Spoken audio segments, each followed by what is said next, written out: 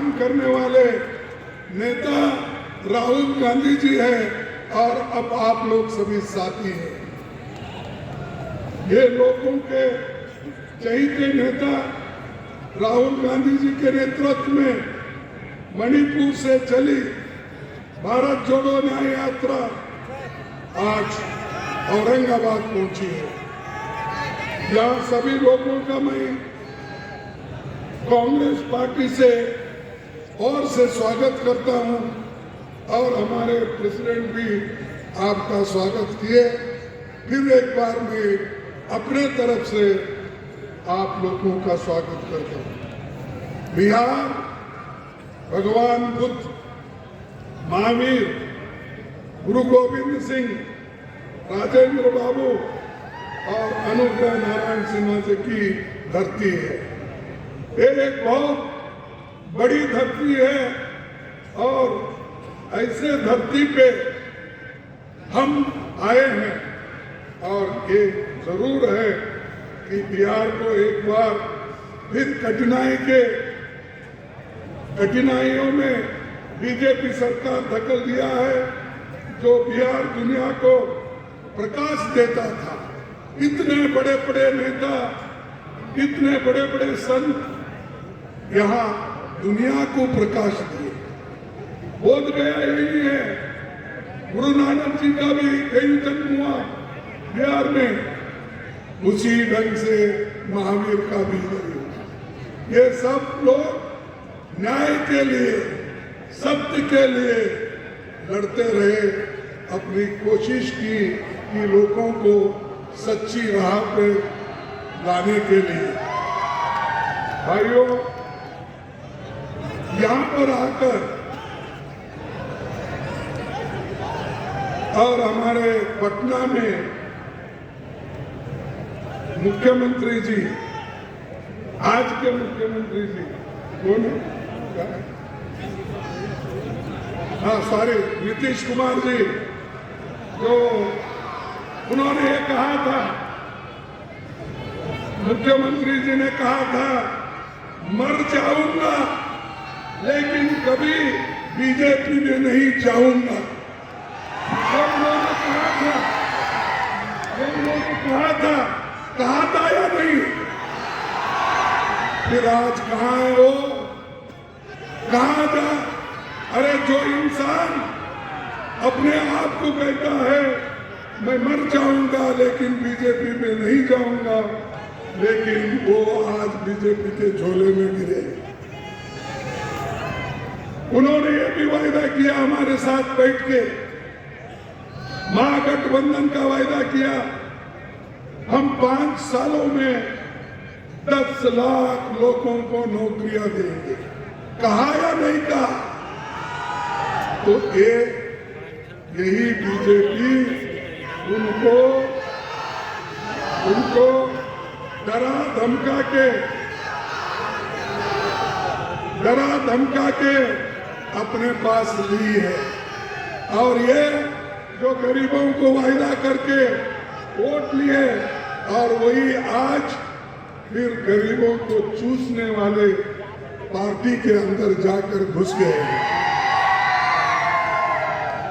महात्मा बुद्ध का एक मार्ग है और उन्होंने ये बात भी यही कही थी, सत्य के मार्ग पर चलते हुए व्यक्ति केवल 2 ही गलतियां कर सकता है। पहली, या तो पूरा रास्ता तय न करना, रास्ता न तय करना, दूसरी या फिर शुरुआती नहीं करना। तो पूरा रास्ता अगर तय करने वाला नेता अगर कोई है वो राहुल गांधी है। सत्य की रास्ता पे चलने वाला व्यक्ति राहुल गांधी जी है। और ये लोग हमेशा सच्चाई पे कभी नहीं चले, लोगों को सिर्फ अच्छी बात करके युवाओं को बर्बाद किए, किसानों को बर्बाद किए, लोगों को बर्बाद किए, ऐसे लोग हैं। भाइयों, बड़े बड़े परियोजना की बात है। यहाँ पर हमेशा भाजपा तो बड़ी बड़ी बात करती है, लेकिन बिहार को पीछे धकेल दिया। हम डेवलपमेंट के लिए जा रहे हैं, नीतीश जी बोले। अरे डेवलपमेंट के जा रहे हैं क्या बचने के लिए जा रहे हैं, ये बोलिए। और बिहार में यूपीए के गवर्नमेंट में 2 लाख करोड़ रुपए दिया गया था। 2 लाख करोड़ यूपीए गवर्नमेंट बिहार को दी थी। इससे 6 power project, national highway, prime minister ग्राम सड़क योजना, ये सारी चीजें हमने करके दी। इनके जमाने में कुछ पैसा नहीं आया।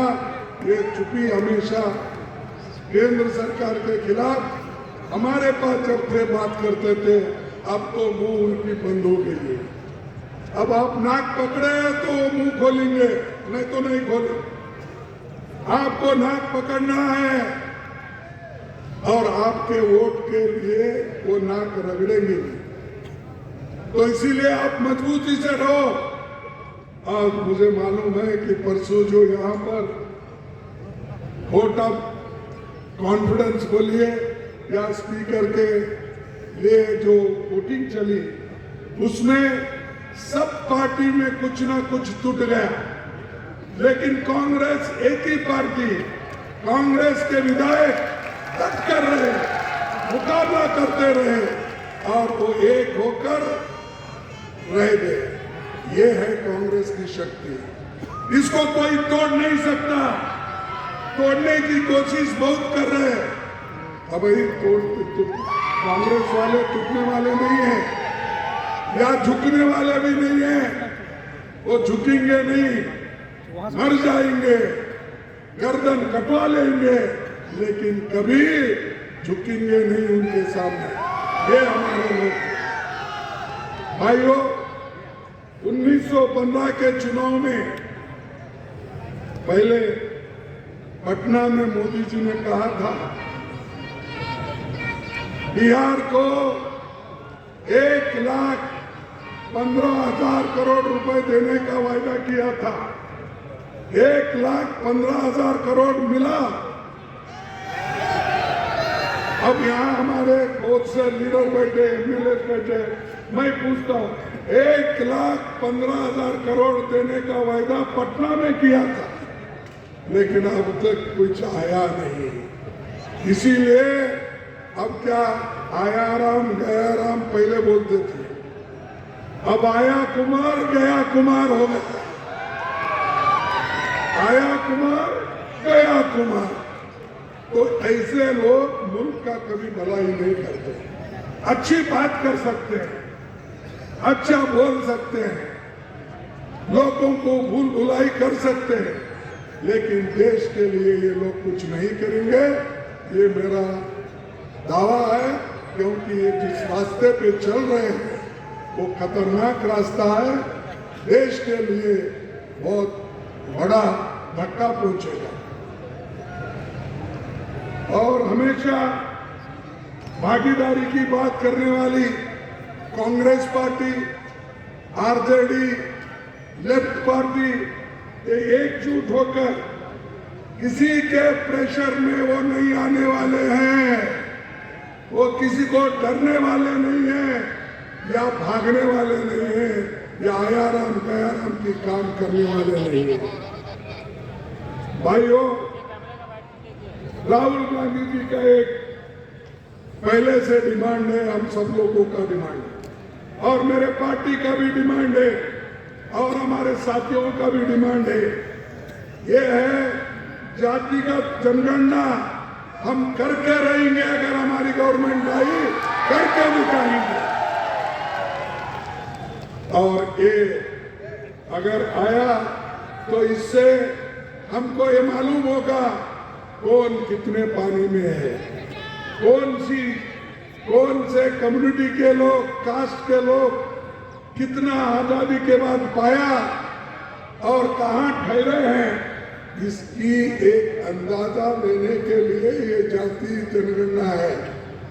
कितने ग्रेजुएट्स बैकवर्ड में बने, कितने ग्रेजुएट शेड्यूल कास्ट में बने, कितने शेड्यूल ट्राइब्स में बने, कितने माइनॉरिटीज में बने, कितने गरीब तबके के लोग अपर कास्ट में भी हैं, वो कितने आगे आ गए, किसके पास जमीन है, ये सब देखने के लिए तो जातिगत गणना का हमने डिमांड किया है। इसमें गलती क्या है?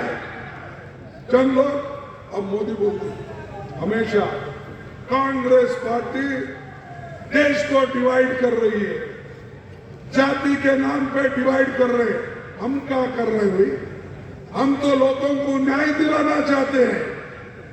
2011 के बाद 2021 का जनगणना का भी रिपोर्ट आना था, वो क्यों नहीं आया? इसीलिए कि उनकी असलियत उसमें मालूम होगी, इसलिए मोदी उसको छुपा के रखे। अगर हमारी सरकार आई, पूरा ये बाहर निकाल के सभी को न्याय दिलाने का काम कांग्रेस पार्टी करेगी। और यहां पर दिल्ली में किसानों का एक बहुत बड़ा आंदोलन चला है। कौन सा आंदोलन? एमएसपी का। कौन सा आंदोलन? उनको सही दाम मिले। कौन सा आंदोलन?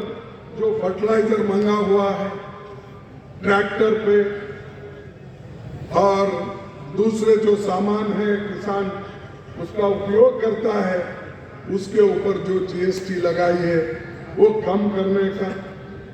लेकिन ये सरकार उनको मिलने के लिए तैयार नहीं है, और जो मिलने के लिए आना चाहते हैं वो दिल्ली के बॉर्डर पे बैठे हैं। उनके सामने बहुत बड़ा एक वॉल बनाया है, और वो प्रोटेक्शन वॉल करके और उसके ऊपर कीले लगा के और उसका क्या है बोलते हैं, उसके जितने भी तार है वो तार डाल के लोगों को उसमें जो पावर यानी इलेक्ट्रिसिटी छोड़ के कोई नजदीक नहीं आना, शॉक लगना।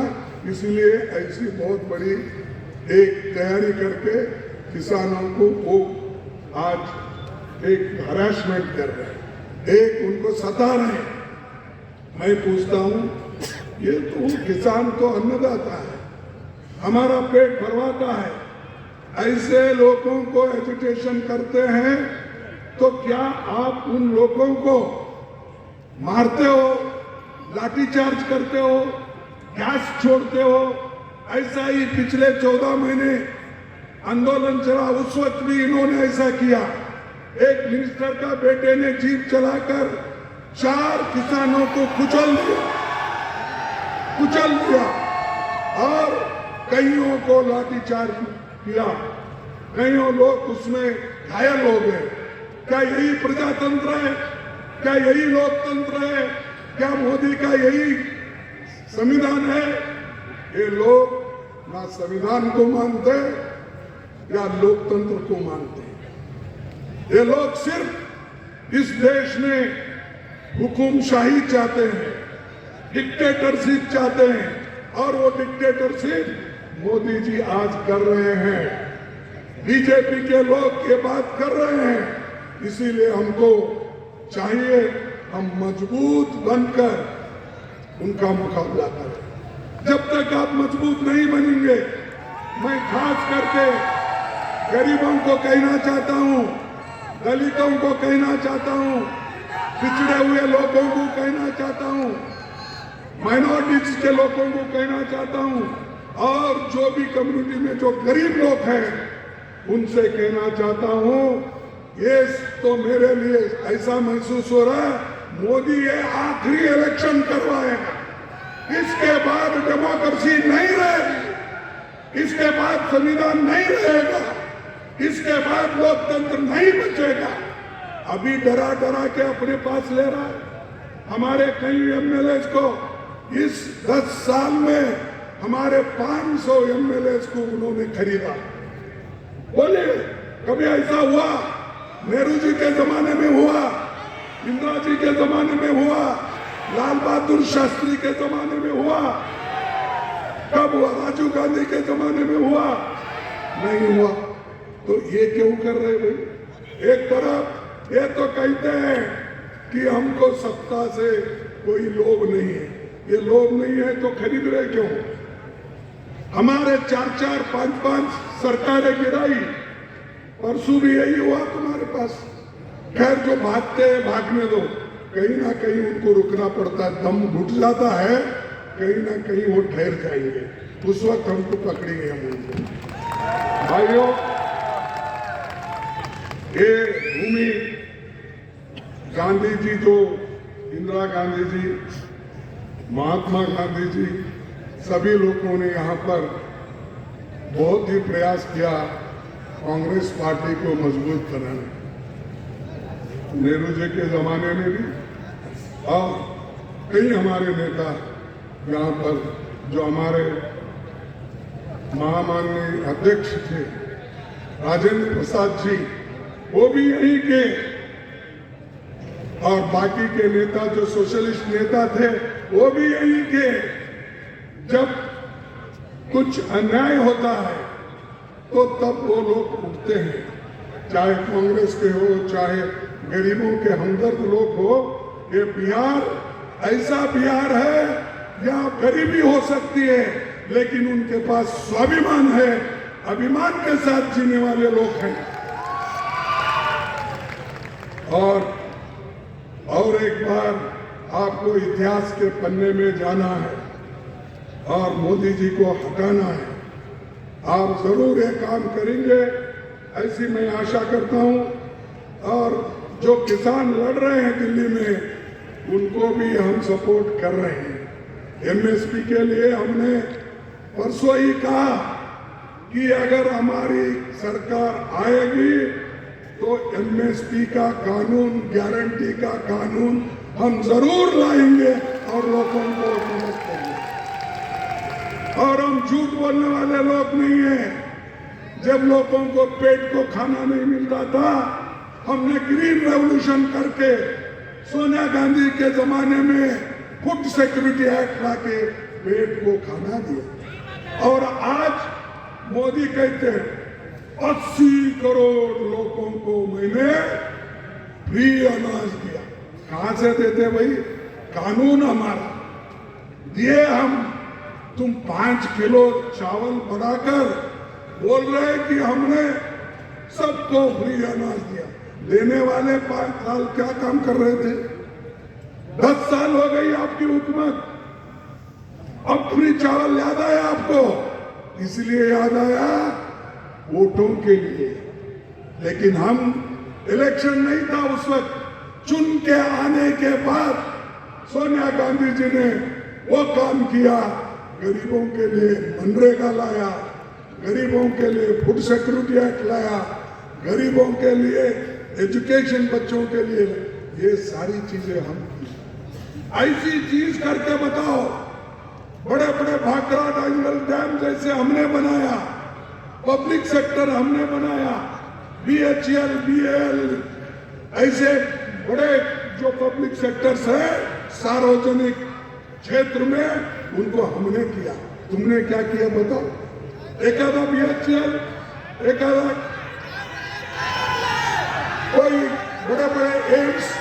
अब हमने एम्स किया तो उसका कॉपी करके अब सोच रहे, अरे भाई हमारे ESI के तरफ से तो हमने मेडिकल कॉलेज और एम्स ये बहुत से खोले, लेकिन मोदी उसको मानने के लिए तैयार नहीं, क्योंकि मोदी अपनी गारंटी देता है। अपनी गारंटी क्या है उसकी आपको मालूम है। हालांकि हमने 72,000 करोड़ रुपए लोन किसानों का माफ किया या नहीं किया? लेकिन मोदी ने क्या किया? कर्जा माफ किया। देखो, मोदी ने कर्जा भी माफ नहीं किया और हमेशा ये बोलते रहे कि मेरे लोग तो सुख और समृद्धि से रखता हूँ। और एक चीज है भाइयों, जब छत्तीसगढ़ की सरकार अपना स्टेट के ओर से एमएसपी का दाम बढ़ा सकती है, बिहार में क्यों नहीं? ये करना चाहिए, लेकिन ये नहीं करते, सिर्फ वो कहते रहते। दूसरी चीज, पीएम फसल बीमा योजना, ये दूसरे बड़े बड़े कंपनियों को दिए, प्राइवेट कंपनियों को, बड़े बड़े प्राइवेट कंपनी को देकर वो कंपनियां आज 40,000 करोड़ रुपए कमाए हैं। किसानों के पास इंश्योरेंस के पैसे लेना, लेकिन देते वक्त कंजूसी करके, काट चाट करके उनको दूर करना।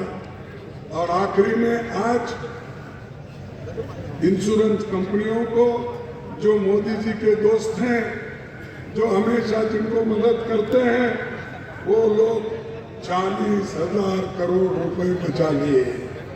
किसी गरीब के पास 10 रुपए बचे हैं तो ये हमेशा ऐसी चीजें करते हैं। और आपको मालूम है, किसान की जो आमदनी है वो आज के दिन में 16 रुपए प्रति दिन है। 2,33,00,000 किसानों को योजना से बाहर कर दिया। योजना तो बताया, लेकिन उस योजना से उन्होंने बाहर कर दिया। ये है मोदी जी की गारंटी। और उन्होंने और क्या किया, मैं बताना चाहता हूँ मित्रों। देश के 2-3 अमीर लोगों के लिए, बड़े बड़े पूंजीपतियों के लिए उन्होंने काम किया। उनको अमीर बनाया, गरीब और गरीब बन गए, और उनमें से जो खाई है वो बढ़ते गई। और आज गरीब इतना परेशान है क्योंकि हर चीजों के कीमत वो बढ़ गए हैं, ऊंचाई पे गए हैं और आज आसमान छू रहे हैं। तो ये जो है महंगाई सबको मार रही है, लेकिन मोदी जी को उसके बारे में चिंता नहीं है। और आज टैक्स भी गरीबों के ऊपर ज्यादा टैक्स, किसानों के ऊपर ज्यादा टैक्स, लेकिन उन्होंने अमीरों का टैक्स घटाया। और अमीर जो लोग हैं उनकी कॉर्पोरेट टैक्स कम कर दी, लेकिन गरीबों का टैक्स हर चीज में बढ़ते गया, हर खाने के चीज में और तेल में और दाल में, हर चीज में आज बढ़ते जा रहा है। ऐसा जो एक आज मोदी की राज है, इसको हम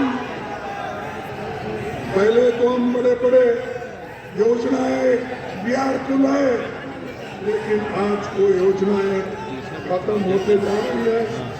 और मैं यही कहूँगा आखिरी में, मोदी जी की क्या गारंटी है?